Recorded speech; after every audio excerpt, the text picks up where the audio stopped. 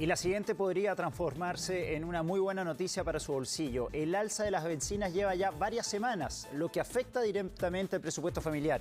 Precisamente hay un proyecto en el Congreso que pretende rebajar a la mitad el impuesto específico, lo que podría significar una reducción de 160 pesos en el valor del litro de combustible.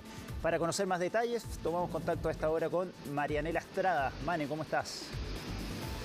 Hola, ¿cómo estás, Roberto? Karina, muy buenos días. Este es un proyecto de ley que se va a presentar hoy día en el Congreso para poder ser discutido y saber qué es lo que va a pasar finalmente con esta propuesta de rebajar el impuesto específico a los combustibles cuando el país se encuentre en estado de excepción constitucional o en estado de catástrofe, como es en esta oportunidad de pandemia.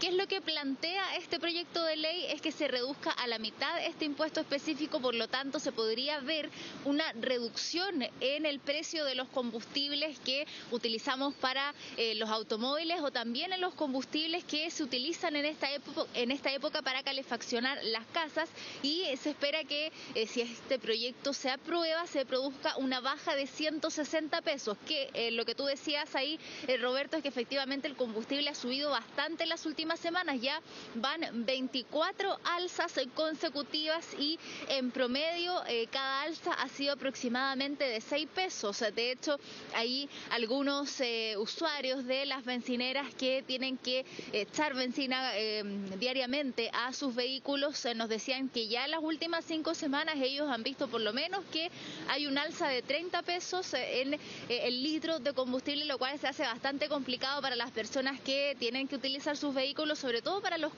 que utilizan los automóviles para transportarse, para trabajar. Escuchemos qué era lo que nos decían algunas personas que efectivamente han notado esta alza en su bolsillo. Me sale mucho más caro llenar, o sea, si antes estaba como 32.000 pesos, ahora más o menos son como 40.000 pesos en combustible.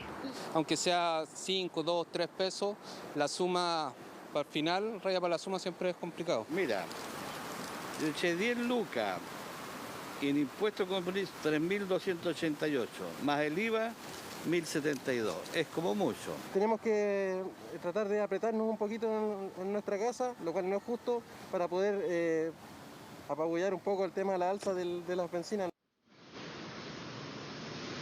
Claro, ahí lo decía una de las personas que desglosaba su boleta de la bencinera, donde decía efectivamente cuánto era lo que él había pagado en bencina y el desglose de cuánto de este dinero era del impuesto específico y el otro del IVA. Así que vamos a estar muy atentos a ver qué es lo que va a suceder hoy día en el Congreso cuando se presente este proyecto de ley, que es una idea que ha surgido por parte de algunos diputados de Chile Vamos, entre ellos Álvaro Carter, quien se refirió a este tema dando cuenta de qué es lo que podría suceder durante esta jornada. Escuchemos.